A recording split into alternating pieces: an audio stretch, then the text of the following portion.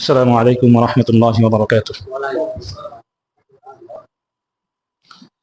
نحمده ونستعينه ونستغفره ونعوذ بالله من شرور أنفسنا ومن سيئات أعمالنا.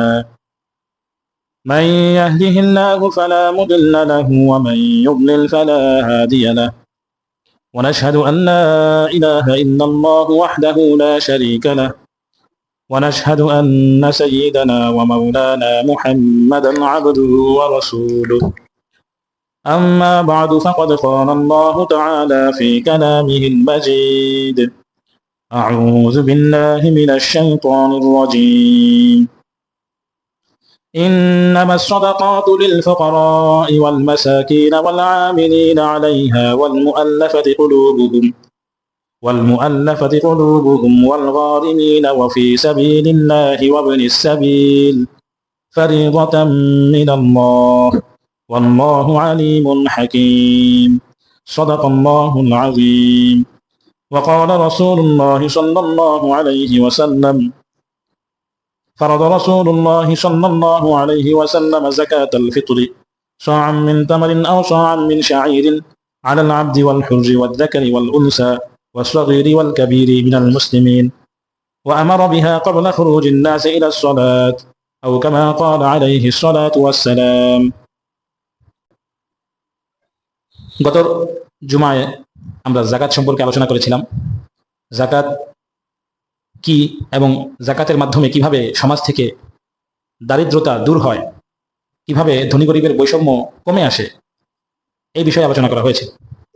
আজকে ইনশাআল্লাহ যাকাত কাদের উপর ফরজ হয়, কতটুকু সম্পদের অধিকারী হইলে ওই ব্যক্তি যাকাত দিতে হবে বা তার উপর যাকাত ফরজ, এবং কাদেরকে যাকাত দেওয়া যায়, এবং এর পাশাপাশি সদকায়ে ফিতর এবং ইতিকাফ সম্পর্কে আলোচনা করা হবে ইনশাআল্লাহ। তো প্রথম যে বিষয়টি সেটা হচ্ছে যে যাকাত কাদের উপর ফরজ বা কারা যাকাত দিবে, কতটুকু সম্পদের অধিকারী হইলে যাকাত ফরজ হয়। তো হাদিসের মধ্যে এবং ফুকাহায়ে কেরাম রাদিয়াল্লাহু তাআলা আনহুম তারা গবেষণা করে বের করেছেন, হাদিসের মধ্যে উল্লেখ রয়েছে যে কোনো ব্যক্তি যদি 7.5 ভরি স্বর্ণ অথবা 52.5 ভরি রূপার মালিক হয়, অথবা স্বর্ণ 7.5 ভরি না হোক, রূপার 52.5 ভরি না হোক, কিন্তু এই পরিমাণ টাকার সে মালিক, এই পরিমাণ টাকার মালিক, অথবা এই পরিমাণ ব্যবসায়িক পণ্য তার কাছে আছে, ব্যবসায়িক পণ্য, যেই পণ্যটা ব্যবসা করার জন্য সে কি করেছে, তার কাছে রেখেছে, ব্যবসায়িক পণ্য। যেমন একটা হচ্ছে আমি খাওয়ার জন্য কি করলাম, একটা কিছু কিনলাম, হ্যাঁ, মুরগি খাওয়ার জন্য কিনছি, একটা আমি বাজার থেকে বাড়িতে রান্না করার জন্য মুরগি কিনছি, আর একটা আমি ব্যবসা করার জন্য মুরগি কিনছি।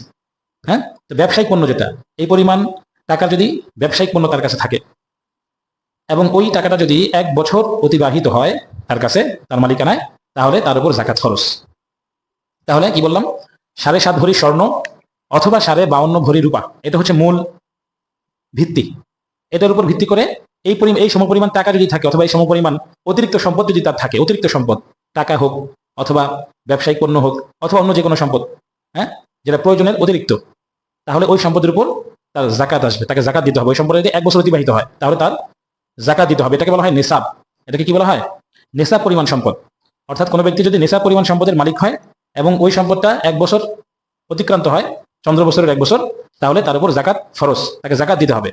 যাকাত কতটুকু দিতে হবে? যাকাত হলো ওই সম্পদের 40 ভাগের 1 ভাগ, অর্থাৎ শতাংশের হিসেবে 2.5%, 2.5%, 100 টাকার 2.5 টাকা, 100 টাকায় 2.5 টাকা, 1000 টাকায় 250 টাকা, না 1000 টাকায় 25 টাকা, 1000 টাকায় 25 টাকা, তার এটা যাকাত দিতে হবে। তো এটা হচ্ছে যাকাতের কাদের উপর ফরজ। তাহলে আমরা হিসাব করব। এজন্য একজন মুসলমান, একজন সচেতন মুসলিম, সে সবসময় তার সম্পদের হিসাব রাখবে। সম্পদে কি রাখবে? হিসাব রাখবে। তার কত টাকা তার জমা আছে ব্যাংকে, অ্যাকাউন্টে কত টাকা আছে, তার নগদ কয় টাকা আছে, স্বর্ণ রূপা কত টাকা আছে। আমাদের এই ঘরের যে মহিলারা, মা বোনেরা আছে, ওনাদের অনেকের কাছে কি আছে, স্বর্ণ রূপা আছে, কিন্তু হিসাব নেই। হয়তো অনেকের কাছে কি আছে, 5 ভরি 6 ভরি বা 3 ভরি স্বর্ণ আছে, আবার ব্যাংকে অ্যাকাউন্টে কি আছে, কিছু টাকাও আছে। তো সবকিছু মিলায় যদি কি হয়, যে কোনো একটার সমপরিমাণ যদি হয়, অর্থাৎ 7.5 ভরি স্বর্ণের সমপরিমাণ যদি হয়ে যায়, অথবা 52.5 ভরি রূপার সমপরিমাণ যদি হয়ে যায়, তাহলে কিন্তু তার উপর কি হয়ে যাবে, যাকাত ফরজ হয়ে যাবে। এরকম হিসাব করে দেখলে অনেক মানুষ বের হবে যাদের উপর আসলে যাকাত ফরজ, কিন্তু সে কি জানে না, তার উপর যে যাকাত ফরজ হয়ে আছে সে জানে না। তো বর্তমান বাজার দর অনুযায়ী স্বর্ণের ভরি যদি হিসাব করা হয়, সেক্ষেত্রে টাকা আসে, মানে টাকার মূল্য যদি হিসাব করি সেক্ষেত্রে প্রায় 13.5 লাখ 14 লাখ টাকা নিসাব, 13.5 লাখ টাকার মতো যদি কারো কাছে থাকে। আর যদি রূপার দাম যদি ধরা হয়, রূপার দাম, হ্যাঁ, এটা হলো 22 ক্যারেট সোনার কথা বলতেছে, 22 ক্যারেট রূপার কথা বলতেছি। রূপার দাম যদি ধরা হয় তাহলে দেখা যাবে যে 3.5 লাখ টাকার মধ্যে কি চলে আসে, জাকাত চলে আসে। অর্থাৎ 52.5 ভরি রূপার দাম 3.5 লাখ টাকার মধ্যেই হয়ে যায়। তা আপনার 7.5 ভরি স্বর্ণই থাকতে হবে, 52.5 ভরি রূপাই থাকতে হবে, বিষয় এরকম না। সবকিছু মিলে যদি কি হয় 3.5 লাখ টাকা হয়েছে, হ্যাঁ, কিছু টাকা আছে নগদ, কিছু কি আছে, সম্পদ আছে, হ্যাঁ, সম্পদের মূল্য নগদ টাকা, কিছু স্বর্ণ, কিছু রূপা আছে, সবকিছু মিলে দেখা গেল যে কোনো একটা হয়ে গেছে, অর্থাৎ 3.5 লাখ টাকার মতো হয়ে গেছে। তাহলে তাহলে কিন্তু তার উপর কি হবে, সে কিন্তু নেশাব পরিমাণ সম্পদের মালিক, তার উপর কিন্তু জাকাত কি হবে, ফরজ হবে। তো ওলামায়ে কেরাম বলেন যে নিসাব সম্পদের হিসাবের ক্ষেত্রে, নেশাব হিসাবের ক্ষেত্রে রূপার হিসাবটা ধরা হবে। কিসের হিসাবটা ধরা হবে, রূপার হিসাবটা ধরা হবে। কারণ রূপার হিসাবটা ধরলে অল্প টাকার মধ্যে কি চলে আসে, জাকাত চলে আসে, যাতে করে গরিবরা উপকৃত হয়, যাতে করে যারা কি আছে দরিদ্র আছে তারা উপকৃত হয়। স্বর্ণের হিসাব করলে তো 13 লাখ 14 লাখ টাকা হলে জাকাত হবে। তো স্বর্ণের হিসাব করলে দেখা যায় যে অনেকে জাকাত তার উপর ফরজ হয়নি, অনেকের এরকম হবে। তো ওলামায়ে কেরাম বলেন যে রূপার হিসাবটা করা উচিত বা এটা উত্তম। কি হবে তাতে, যাতে করে গরিবরা কি হয়, উপকৃত হয়। কারণ আপনার উপর যখন জাকাত ওয়াজিব হবে তখন আপনি কি করবেন, গরিবদেরকে টাকা দিবেন, সম্পদ দিবেন, জাকাত দিবেন, এক্ষেত্রে গরিবরা উপকৃত হবে। তাহলে এই জাকাতের মধ্যে বা জাকাতযোগ্য সম্পদ যেগুলো, যেটাকে জাকাতযোগ্য সম্পদ বলা হয়, কিছু সম্পদ আছে যেটা জাকাতযোগ্য সম্পদ, আর কিছু সম্পদ আছে যেটা জাকাতযোগ্য সম্পদ না। তো জাকাতযোগ্য সম্পদ কি কি, ব্যবসায়িক পণ্য, ব্যবসায়িক সম্পদ, নগদ টাকা, সোনা, স্বর্ণ এবং রূপা, এগুলো হচ্ছে জাকাতযোগ্য সম্পদ। এগুলো ফেলায় রাখলে এগুলোর উপর কি আসবে, জাকাত আসবে। ব্যবহার না করলেও, টাকা যদি কেউ জমা রাখে তার উপর কি আসবে, জাকাত আসবে। স্বর্ণ যদি কেউ কি প্লেট বানায় রাখে, চামচ বানায় রাখে, অথবা গয়না বানায় রাখে, তাইলেও তার উপর কি আসবে, জাকাত আসবে। অথবা কিছু করে নেই, স্বর্ণের যে বিস্কুট আছে, বিস্কুট রেখে দিস, ওটার উপর কি আসবে, জাকাত আসবে। আর প্রয়োজনীয় সম্পদ যেটা জাকাত, যেটার উপর জাকাত আসবে না, সেটা যত বেশি হোক, যেমন বাড়ি, যেমন কি বাড়ি, কারণ 10 তলা বিল্ডিং আছে, ওই বিল্ডিং এর উপর কিন্তু কি আসবে না, জাকাত আসবে না, কারণ বাড়ি এটা প্রয়োজনীয় সম্পদ। গাড়ি, এরপরে হচ্ছে আপনার পোশাক আশাক, জুতা স্যান্ডেল, হ্যাঁ, হাড়ি পাতিল, এগুলো হচ্ছে প্রয়োজনীয় জিনিস, এগুলোর উপর কি আসবে না, জাকাত আসবে না, যত বেশি থাকুক। হ্যাঁ, দেখা গেছে কি হাড়ি পাতিল বা ডিনার সেট, এগুলো অনেক দামি দামি ডিনার সেট অনেকগুলা, এগুলোর উপর জাকাত আসবে না। এরপরে বিশাল বাড়ি, এটার উপর জাকাত আসবে না। কিন্তু যদি কেউ ভাড়া দেয়, বাড়ি কি করছে, ভাড়া দিছে, 10 তলা বিল্ডিং করে 9 তলা ভাড়া, 1 তলায় সে থাকে, তাহলে ওই যে ভাড়ার যে টাকাটা আসবে, ওই টাকার উপর কিন্তু আবার কি আসবে, জাকাত আসবে। বাড়ির উপর জাকাত আসবে না, কিন্তু ভাড়ার যে টাকাটা, ওটা তো একটা সম্পদ, ওই টাকার উপরে জাকাত আসবে, বাড়ির উপরে জাকাত আসবে না। এবার গাড়ি যদি কেউ ভাড়ায় দেয়, ভাড়া আসে, ওই ভাড়ার উপরে কিন্তু জাকাত আসবে। মানে ওই ভাড়াটা যদি কি হয়, নেশার পরিমাণ সম্পদের থেকে বেশি হয়, তাইলে জাকাত আসবে। যাই হোক, এটা অনেক বিস্তারিত, অনেক ব্যাপক আলোচনা, এগুলো এত মানে বিস্তারিত আলোচনার সময় এখানে নেই। তো যাই হোক, আমাদেরকে হিসাব করতে হবে যে আমাদের আসলে কতটুকু সম্পদ আছে। ওই সম্পদ যদি নেশা পরিমাণ সম্পদ হয়ে যায় এবং সেটার উপর যদি 1 বছর অতিক্রান্ত হয়, তাহলে জাকাত ওয়াজিব হবে। অনেক সময় এরকম হতে পারে যে আজকে আমি নেশা পরিমাণ সম্পদের মালিক হইলাম, আমার কাছে 3.5 লাখ টাকার মালিক আমি, তাহলে আমার এই আজকে মালিক আছে, তাহলে আজকের তারিখ, আবার 1 বছর পরে এই তারিখে যদি আমি এই 3.5 লাখ টাকার মালিক থাকি, তাহলে আমি নেশা পরিমাণ সম্পদের মালিক, আমার উপর জাকাত আসবে। এখন এই মাঝখানে যে সময়টা, এই সময়টার মধ্যে যদি আমার যদি সম্পদ কমেও যায়, হ্যাঁ, দেখা গেছে এখন আজকে 3.5 লাখ টাকা ছিল, মাঝখান দিয়ে আমার 2 লাখ টাকা হয়ে গেছে, হ্যাঁ, আবার বছর পরে এসে আমার 3 লাখ টাকাই হয়েছে। অথবা যদি সম্পদ বেড়ে যায়, ওটা ধর্তব্য হবে না, কমে গেলেও ধর্তব্য হবে না, বেড়ে গেলেও ধর্তব্য হবে না। বেড়ে গেলে ওই বাড়তি সম্পদ সহ আপনার জাকাত দিতে হবে। কিন্তু 1 বছর পরে এই দিনে যদি আমার ওই 3.5 লাখ টাকা না থাকে, ওটা থেকে কম থাকে, তাহলে তো আমি আর কি হইলাম না, নেশা পরিমাণ সম্পদের মালিক হইলাম না, তখন আর আমার উপর জাকাত আসবে না। তো এটা হলো বিষয়। অর্থাৎ মাঝের যে সময়টা, বছরের মাঝখানের যে সময়টা, এটা কি নয়, ধর্তব্য নয়। তাহলে হিসাব করে আমরা দেখবো যে আমাদের কতটুকু সম্পদ আছে এবং সেটার উপর জাকাত আসে কিনা। যদি জাকাত আসে, আমরা জাকাত দিয়ে দিব। এখন আমরা জাকাত কাদেরকে দিব, কারা জাকাতের উপযুক্ত। জাকাতের যে সম্পদ, এই সম্পদ দিয়ে কিন্তু আপনি কি করতে পারবেন না, কোনো সামাজিক কাজ করতে পারবেন না। হ্যাঁ, অনেকে এরকম করতে পারে, জাকাত, আমার যে জাকাত আসছে, জাকাত একটা মসজিদ বানিয়ে দিই, অথবা এরকম বলতে পারে যে জাকাত দিয়ে একটা মাদ্রাসা বানিয়ে দিই, একটা হাসপাতাল বানিয়ে দিই, একটা রাস্তা বানিয়ে দিই, একটা টিউবওয়েল বানিয়ে দিই। এটা কিন্তু কি হবে না, জাকাত আদায় হবে না। বরং জাকাত যে সম্পদটা, এটা আপনাকে কোনো ব্যক্তিকে দিতে হবে, যারা জাকাতের উপযুক্ত তাদেরকে দিতে হবে, তাদেরকে মালিক বানিয়ে দিতে হবে। মালিক বানানোর অর্থ, আপনি তাকে টাকা দিয়ে দিচ্ছেন, শেষ, এরপরে এই টাকা দিয়ে এই টাকার মালিক সে, এবার সে যা ইচ্ছা তা করবে। আপনারা ওই টাকার উপর কোনো কি নাই, অধিকার নাই, ওই সম্পদে আপনারা কোনো অধিকার নাই। এটা টাকা হইতে পারে, দেওয়ার বিভিন্ন সিস্টেম আছে, দেওয়ার বিভিন্ন পদ্ধতি আছে। যেমন কেউ এরকম হইতে পারে যে একটা ঘর বানায়, কারো ঘর নাই, ঘর বানায় ওই ঘরের, তারা কি করছে, ঘরের মালিক বানিয়ে দিচ্ছে, এটাও জাকাত আদায় হয়ে যাবে। হ্যাঁ, সম্পদ তাকে দিচ্ছে, এভাবে হইতে পারে। যাই হোক, জাকাত কাদেরকে দিব, কারা জাকাতের উপযুক্ত, আল্লাহ তাআলা পবিত্র কালামে ইরশাদ করেন, ইন্নামাস সাদাকাতু লিল ফুকারা'i ওয়াল মাসাকিন ওয়াল আমিলিনা আলাইহা ওয়াল মুআল্লাফাতি কুলুবুহুম ওয়া ফির রিকাবি ওয়াল গারিমিন ওয়া ফি সাবিলিল্লাহি ওয়া বিনিস সাবিল। 8টা খাত আল্লাহ তাআলা এখানে উল্লেখ করেছে। ইন্নামাস সাদাকাত, যে নিশ্চয়ই যাকাত এটা কাদের জন্য? লিল ফুকারাই, 1 নম্বর খাত হচ্ছে ফকিরদের জন্য। কাদের জন্য? যারা ফকির, ফুকারা। ফকির কারা? ফকির হলো ওই সকল ব্যক্তি যাদের নিত্য দৈনন্দিন প্রয়োজন পূরণের মতো সম্পদ আছে, কিন্তু নেশা পরিমাণ সম্পদ নাই। অর্থাৎ দিন আনে দিন খায় টাইপের আর কি, দিন আনে দিন খায়। অথবা মনে করেন যে 1 মাস চলার মতো তার কি আছে, টাকা পয়সা আছে, হ্যাঁ, 20,000 টাকা সে বেতন পায়, এই টাকায় দিয়েই সে চলে, তার কোনো জমানো সম্পদ নাই, জমানো সম্পদ তার নাই। 20,000 টাকা দিয়ে 1 মাস চলে, আবার নতুন বেতন পায়, আবার 20,000 টাকা দিয়ে সে চলতেছে, এভাবে চলতেছে, জমানো কোনো সম্পদ নাই। এরা হচ্ছে ফকির। এরা হচ্ছে কি? ফকির। অর্থাৎ যাদের নেশা পরিমাণ সম্পদ নাই এবং তাদের কি দৈনন্দিন খরচ তারা চালায় নিতে পারে, এরা হচ্ছে ফকিরের অন্তর্ভুক্ত। 2 নম্বর হচ্ছে ওয়াল মাসাকিন, মিসকিন। 2 নম্বর কি? মিসকিন। মিসকিন হলো ওই সকল ব্যক্তি যাদের দৈনন্দিন চলার মতো অবস্থাও নাই, অর্থাৎ আজকে কি খাবে সেই মানে ব্যবস্থাও কি তাদের নাই, এরা হচ্ছে মিসকিন। তাহলে 1 নম্বর হচ্ছে ইন্নামাস সাদাকাতুল লিল ফুকারাই, 2 নম্বর হচ্ছে ওয়াল মাসাকিন, 3 নম্বর হচ্ছে ওয়াল আমিলিনা আলাইহা, অর্থাৎ এই যাকাতের কাজে যারা নিয়োজিত। আচ্ছা, এটা হচ্ছে ইসলামী রাষ্ট্র যখন ছিল তখন এই দলটা ছিল, এখন আর নাই। এখন যেহেতু ইসলামী খেলাফত ব্যবস্থা নাই, এই দলটাও এখন আর নাই। অর্থাৎ খেলাফত ব্যবস্থা কি ছিল? রাষ্ট্রের পক্ষ থেকে কিছু লোক থাকতো, নিয়োগ করা থাকতো। এরা কি করতো? ওই ধনী যারা, যাদের উপর জাকাত ফরজ, তাদের কাছে গিয়ে গিয়ে জাকাত নিয়ে আসতো। হ্যাঁ, অর্থাৎ এই কাজে তারা কি ছিল? নিয়োজিত ছিল। তারা জাকাত আনতো এবং তারা জাকাত বন্টন করে দিত গরিবদের মাঝে। তো তাদের যে পারিশ্রমিকটা, এটা এই জাকাত থেকে দেওয়া হইতো। তো এই দলটা এখন আর নাই। এখন যদি কেউ এরকম থাকে, কোন সংগঠন যদি এরকম করে যে কিছু লোক নির্ধারণ করছে, তারা কি করে? গ্রামের যারা ধনী আছে তাদের থেকে জাকাত কালেক্ট করে, সংগ্রহ করে, এরপর আবার গরিবদের মাঝে বিলায় দেয়, এরা কিন্তু এদের অন্তর্ভুক্ত হবে না, এরা স্বেচ্ছাসেবী হিসেবে অন্তর্ভুক্ত হবে। তাহলে ওয়াল আমিলিনা আলাইহা, এটা এখন আর নাই। তারপর হচ্ছে ওয়াল মুআল্লাফাতি কুলুবুহুম, 4 নম্বর খাত। ওয়াল মুআল্লাফাতি কুলুবুহুম, অন্তরকে খুশি করার জন্য। অর্থাৎ অমুসলিম তাদেরকে জাকাত দিলে তারা কি ইসলামের প্রতি আকৃষ্ট হবে, যে মুসলমান হলে তো কি পাওয়া যায়? অর্থ সম্পদ পাওয়া যায়।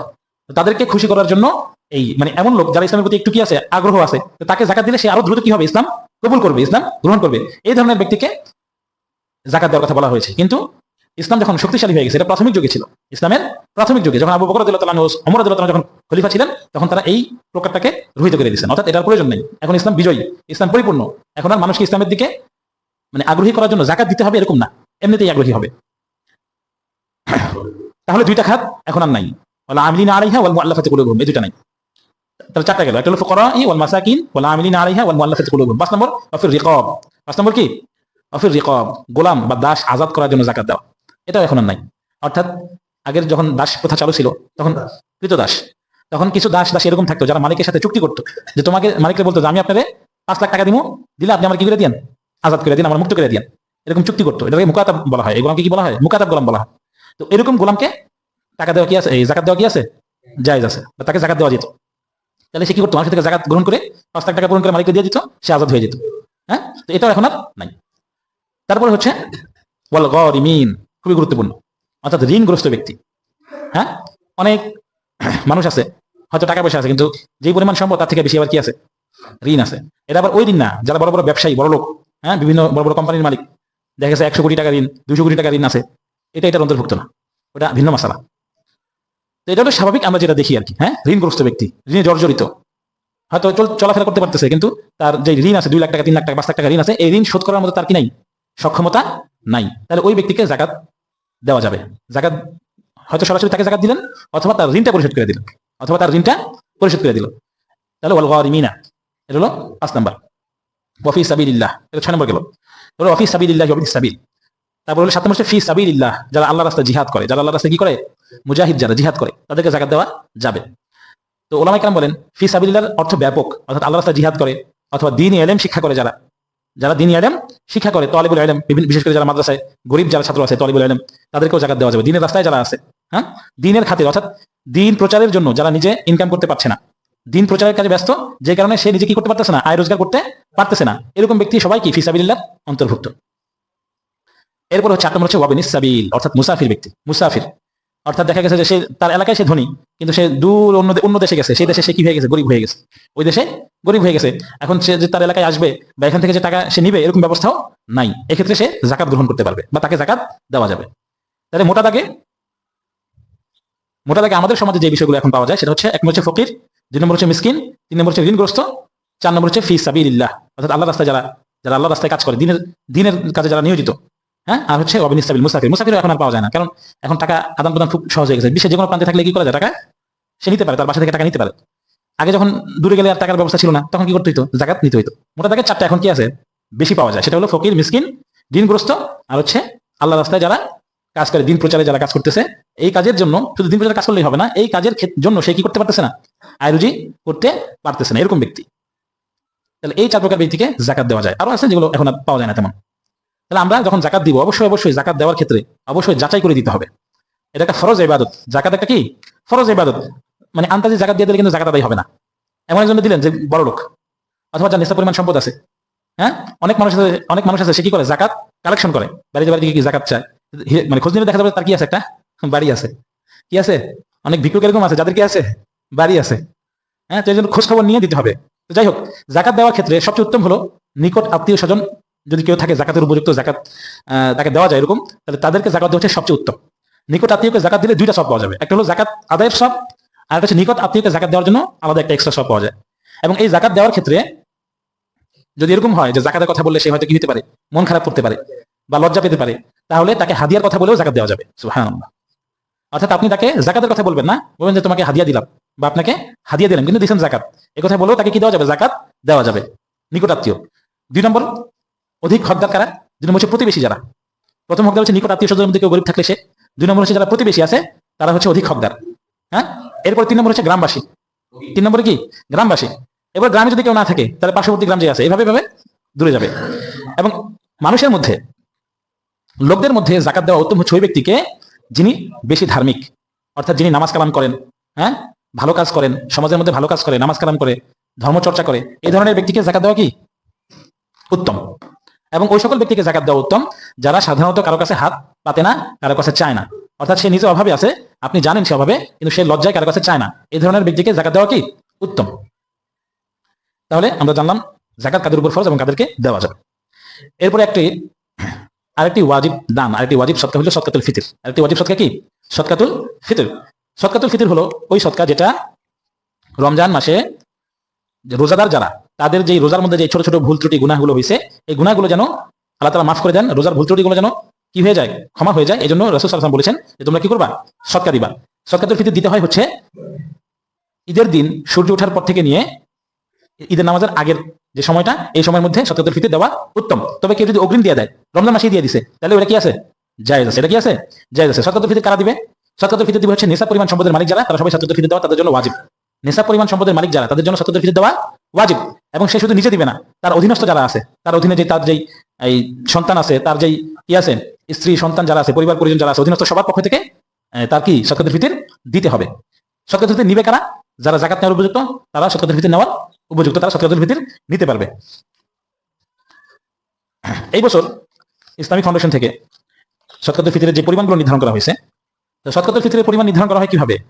রাসূল সাল্লাল্লাহু আলাইহি ওয়াসাল্লাম যে হাদিসের মধ্যে বলেছেন সদকা দেওয়ার জন্য, সেখানে তিনি কিছু খাদ্যর কথা বলেছেন। খাদ্যগুলো কি কি? খাদ্যগুলো হলো আটা, জব, কিশমিশ, খেজুর, পনির, এগুলো দিয়ে সদকাতুল ফিতর দিতে বলছেন। পরবর্তীতে উলামায়ে কেরাম বলছেন যে কেউ যদি এগুলো দিয়েও দেয় তাহলেও আদায় হবে, কেউ যদি টাকা দিয়ে দাও তাহলেও তার কি আদায় হয়ে যাবে। তো টাকাগুলো নির্ধারণ করা হয় এই পণ্যগুলোর বাজার দরকে মাথায় রেখে, বাজার দরের উপর ভিত্তি করে টাকাগুলো নির্ধারণ করা হয়। তো সদকাতুল ফিতর এই বছর যেই দামগুলো নির্ধারণ করা হয়েছে, হ্যাঁ, সেটা হচ্ছে সবচেয়ে কম যেটা নিম্নমানের পণ্য যেটা আটা, সেটা দিয়ে যদি কেউ দিতে চায় তাহলে তার 110 টাকা। কত? 110 টাকা। এরপরে আপনি দিতে পারবেন 595 টাকা। হ্যাঁ, অর্থাৎ যদি কেউ জব দিয়ে দিতে চায়, জবের দাম হচ্ছে সদকাতুল ফিতরের যে পরিমাণ, ওই পরিমাণের দাম হচ্ছে 595 টাকা। এরপর কিসমিস দিয়ে দিতে গেলে 2640 টাকা দাম আসে। হ্যাঁ, আর যদি আপনি খেজুর দিয়ে দিতে চান, মধ্যম মানের খেজুর, সেটা দিয়ে দিতে গেলে 2475 টাকা দাম আসে। আর সবচেয়ে উন্নত মান যেটা পনির, এটা সবচেয়ে দাম বেশি। এটার যে পরিমাণ, এই পরিমাণ দিতে গেলে এটার দাম আসে 2805 টাকা। অর্থাৎ টাকার হিসাব করলে সবচেয়ে কম হচ্ছে 110 টাকা, আর সবচেয়ে বেশি হচ্ছে 2805 টাকা। এখন একটা আমাদের সমাজে প্রচলন দেখা যায়, সবাই গণহারে কি করে? হুজুর সবচেয়ে কম কোনটা? ওটা কোন? 110 টাকা। আচ্ছা ঠিক আছে, আমার পরিবারের 10 জন আছে, 110 টাকা হিসাব করে কি করে? অথচ সে কিন্তু চাইলে কি করতে পারে? দামি যেটা সেটা কিন্তু সে দিতে পারে, তার সামর্থ্য আছে। তো উলামায়ে কেরাম বলেন যার সামর্থ্য আছে তার জন্য দামিটা দেওয়া উত্তম, তার জন্য কি বেশিটা দেওয়া উত্তম। যার সামর্থ্য নাই সে না কি দিবে? যেটা কম সেটা দিবে। আর যার সামর্থ্য আছে সে অবশ্যই সে বেশিটা দিবে। এই জন্য দেওয়ার ক্ষেত্রে আপনার সামর্থ্য কি পরিমাণ সেটা হিসাব করে আপনি এইভাবে সদকাতুল ফিতর আদায় করে দিবেন। ঈদের নামাজে যাওয়ার আগে আদায় করে দেওয়ার কথা বলা হয়েছে, অর্থাৎ মানুষেরা যখন ঈদের নামাজের জন্য বের হয় তার আগে সদকাতুল ফিতর আদায় করে দিতে হবে। তবে কেউ যদি অগ্রিম দেয় সেটাও কি আছে? জায়েজ আছে। 3 নম্বর যে গুরুত্বপূর্ণ যে বিষয় সেটা হচ্ছে আজকে হচ্ছে 16ই রমজান। আর কদিন পরে আমাদের রমজানের শেষ দশক শুরু হবে। অর্থাৎ 21 রমজান থেকে যে শেষ দশক শুরু হয়ে যাবে, এই শেষ দশকের মধ্যে যে গুরুত্বপূর্ণ যে বিষয়টা সেটা হচ্ছে লাইলাতুল কদর রয়েছে। শেষ দশকে কি রয়েছে? লাইলাতুল কদর। লাইলাতুল কদর সম্পর্কে তো আপনারা সবাই জানেন যে আল্লাহ তাআলা কোরআনে কারীমের মধ্যে বলছেন, ইন্না আনজালনাহু ফি লাইলাতুল কদর ওয়া মা আদরাকা মা লাইলাতুল কদর। আল্লাহ বলছেন লাইলাতুল কদর কি তুমি জানো? রাসূলকে জিজ্ঞেস করতেছেন। আল্লাহ তাআলা আবার বলছেন লাইলাতুল কদরি খায়রুম মিন আলফি শাহর। এটা 1000 মাসের চেয়েও উত্তম একটি রাত। সুবহানাল্লাহ। 1000 মাস মানে 83 বছরের চেয়েও উত্তম একটি রাত।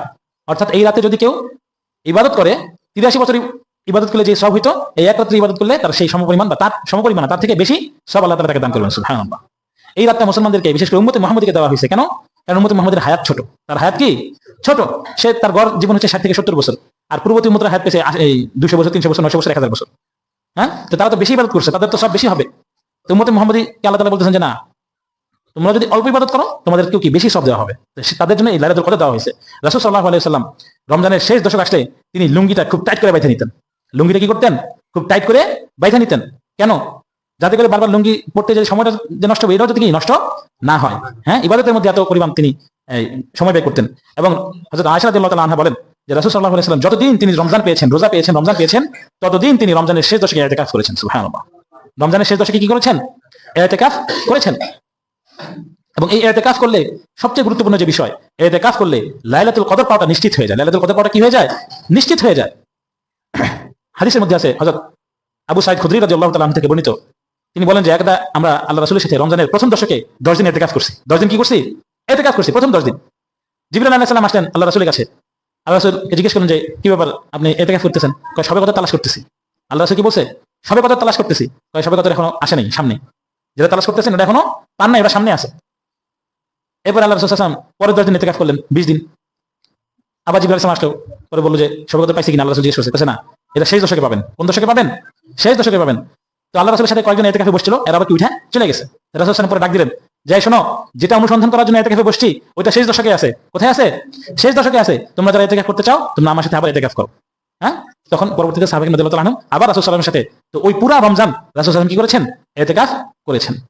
এমনিভাবে আরেক রমজানে আল্লাহ রাসূল ইতিকাফ করতে পারেন নাই কোন একটা কারণে। তো পরবর্তী রোজায় তিনি 20 দিন ইতিকাফ করছেন, অর্থাৎ ওই 10 দিনের কাজা তিনি পরবর্তী রমজানে আদায় করেছেন। তাহলে বোঝা গেল ইতিকাফটা কি খুবই গুরুত্বপূর্ণ একটি আমল এবং এটা খুবই প্রাচীন একটি আমল। আল্লাহ তাআলা কোরআন কারীমের মধ্যে বলেন, ওয়াহিদনা ইলা ইব্রাহিম ওয়া ইসমাঈল আন তাহিরা বাইতা লিত-তাইফিনা ওয়াল আকিফিনা ওয়া রুকআইস সুজুদ। অর্থাৎ হযরত ইব্রাহিম আলাইহিস সালামকে যখন মক্কা নির্মাণের জন্য, কাবা ঘর নির্মাণের জন্য যখন তিনি নির্দেশ করছিলেন আল্লাহ তাআলা, তখন ইব্রাহিম এবং ইসমাঈল আলাইহিস সালাম থেকে আল্লাহ তাআলা ওয়াদা নিয়েছেন যে ওয়াহিদনা ইলা ইব্রাহিম ওয়া ইসমাঈলা, আমি ইব্রাহিম এবং ইসমাঈল থেকে ওয়াদা নিয়েছি, তাদেরকে নির্দেশ করেছি আন তাহিরা বাইতা লিত-তাইফিন, তারা যেন এই যে কাবা যে ঘরটা, এটা যেন তারা পরিষ্কার রাখে। আন তাহিরা বাইতিয়া, এই ঘরটাকে যেন তারা কি রাখে? পবিত্র রাখে, পরিষ্কার পরিচ্ছন্ন রাখে। কাদের জন্য? লিত-তাইফিন, যারা তাওয়াফ করবে তাদের জন্য। এরপর বলা আকিফিন, যারা ইতিকাফ করবে তাদের জন্য যেন কি রাখে? এই ঘরটাকে পরিষ্কার রাখে। তাহলে বোঝা গেল এই ইতিকাফটা অনেক প্রাচীন আমল। ওই সময় থেকে মানুষ কি করতো? ইতিকাফ করতো, অর্থাৎ মসজিদে অবস্থান করতো। ইতিকাফ অর্থ হলো মসজিদে অবস্থান করা। আর এই ইতিকাফ করাটা এটা হচ্ছে সুন্নতে মুআক্কাদায়ে কিফায়া। সুন্নতে মুআক্কাদায়ে কিফায়া, অর্থাৎ এই ইতিকাফ করা সবার জন্য সুন্নত। সবার জন্য কি সুন্নত? তবে যদি মহল্লার কিছু সংখ্যক লোক যদি এটা আদায় করে তাহলে সবার থেকে এই দায়িত্বটা পালন, সবার পক্ষ থেকে এই দায়িত্বটা পালন হয়ে যাবে। আর যদি কেউ আদায় না করে তাহলে সবাই গুনাহগার হবে। যেমনটা জানাজার নামাজ, জানাজার নামাজ সবার উপরে ফরজ, তবে যদি কিছু সংখ্যক লোক জানাজার নামাজ আদায় করে তাহলে সবার পক্ষ থেকে জানাজার নামাজ কি হয়ে যায়? আদায় হয়ে যায়। আর যদি কেউ জানাজার নামাজ আদায় না করে তাহলে সবাই গুনাহগার হয়। সবাই কি হয়? গুনাহগার হয়। ইতিকাফটাও এরকম। অর্থাৎ আর ইতিকাফ করলে কি সব? আল্লাহ রাসূল সাল্লাল্লাহু আলাইহি ওয়াসাল্লাম বলেন, কানা ইয়াতাকিফুল, ফজিলত কি ইতিকাফের? আল্লাহ রাসূল সাল্লাল্লাহু আলাইহি ওয়াসাল্লাম বলেন, হুয়া ইয়াকিফুজ যুনুবা, যে ইতিকাফকারী সে গুনাহকে তার থেকে দূরে ঠেলে দেয়। গুনাহকে কি করে? সে দূরে ঠেলে দেয়। এবং কি হয়? গুরুত্বপূর্ণ, অনেক গুরুত্বপূর্ণ, মনোযোগ দিয়ে শুনেন। ওয়া ইউজজি লাহু মিনাল হাসানাতি কাআমিলিল হাসানাতি কুল্লিহা, এবং ওই ইতিকাফকারীকে, ওই মহল্লার যত মানুষ আছে, ওই সব মানুষ যে নেক আমল করে, ওই ইতিকাফকারীকে সেই নেক আমল, সেই সব আল্লাহ তাআলা আমলনামায় লিখে দেন। সুবহানাল্লাহ। অর্থাৎ সে যদি বৈশাও থাকে মসজিদের মধ্যে, তাইলেও তার আমলনামায় কি হইতে থাকে? নেকি লেখা হইতে থাকে। মহল্লার মধ্যে যারা যারা যত নেক আমল করবে, ওই সকলের নেক আমলের সমপরিমাণ সব আল্লাহ তাআলা ওই ইতিকাফকারী ব্যক্তির আমলনামায় লিখে দেবেন। সুবহানাল্লাহ। এরপরে আরেক হাদিসের মধ্যে কি বলা হচ্ছে? মানে ইতিকাফা ইয়াওমান ইবতিগা ওয়াজহিল্লাহ, যে ব্যক্তি একদিন আল্লাহ তাআলা সন্তুষ্টির জন্য ইতিকাফ করবে, একদিন, কি বলা হচ্ছে? জাআলাল্লাহু বাইনাহু ওয়া বাইনান নারি সালাতা খানাদিকা, যে ওই ব্যক্তি এবং জাহান্নামের মাঝে আল্লাহ তাআলা 3 খন্দক দূরত্ব সৃষ্টি করে দেবেন। সুবহানাল্লাহ।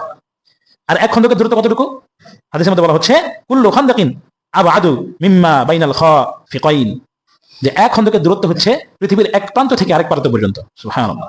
অর্থাৎ পৃথিবীর এক প্রান্ত থেকে আরেক প্রান্ত পর্যন্ত যেই পরিমাণ দূরত্ব, এই পরিমাণ দূরত্ব কেউ যদি একদিন আল্লাহর সন্তুষ্টির জন্য ইতিকাফ করে, তাহলে হাদিসের মধ্যে বলা হচ্ছে যে আল্লাহ তাআলা ওই ব্যক্তি এবং জাহান্নামের মাঝে 3 খণ্ডক দূরত্ব সৃষ্টি করে দিবেন। আর 1 খণ্ডক এর দূরত্বের পরিমাণ হলো পৃথিবীর এক প্রান্ত থেকে আরেক প্রান্ত। তাহলে 10 দিন ইতিকাফ করলে 30 খণ্ডক, মানে 30টা পৃথিবী সমপরিমাণ দূরত্ব কি তার এবং জাহান্নামের মাঝে সৃষ্টি হয়ে যাবে। এর অর্থ হলো এটাই যে কেউ যদি ইতিকাফ করে সে জাহান্নামে যাবে না, বরং সে কোথায় যাবে? জান্নাতে যাবে। আরেক হাদিসের মধ্যে আসতেছে, মানে ইতিকাফা আশরান ফি রমাদান, যে ব্যক্তি রমজানের শেষ 10 দিন ইতিকাফ করবে, কানা কা হাজ্জাতাইন ওয়া উমরাতাইন, তাহলে সে যেন 2টি হজ এবং 2টি উমরা আদায় করলো। সুবহানাল্লাহ, 2টি হজ এবং 2টি উমরা যেন সে কি করলো? আদায় করলো। তাহলে এই সবটা কি আমাদের দরকার আছে না নাই? হ্যাঁ, তাহলে আমরা এই বছর কে কে ইতিকাফ করতে রাজি আছি একটু আমরা হাত তুলে দেখাই। আলহামদুলিল্লাহ, একজন পাওয়া গেছে। আর যাদের কোনো কাজ নাই, হ্যাঁ, বিশেষ করে যারা যুবক যারা আছেন, বিশেষ করে আপনাদের তো কোনো কাজ নেই, হ্যাঁ, স্কুল কলেজ সবই তো বন্ধ। 10টা দিন আল্লাহ রাস্তায় সময় দেন। এই 10 দিন আল্লাহর রহমতে যদি আল্লাহ আমাকে বাঁচায় রাখি, ইনশাআল্লাহ আমিও এই 10 দিন যারা এখানে থাকবে তাদেরকে আমি কোরআন হাদিস সহিহ শুদ্ধ করার ব্যাপারে যা যা করা লাগে এগুলো আমি ইনশাআল্লাহ সময় দিব ইনশাআল্লাহ।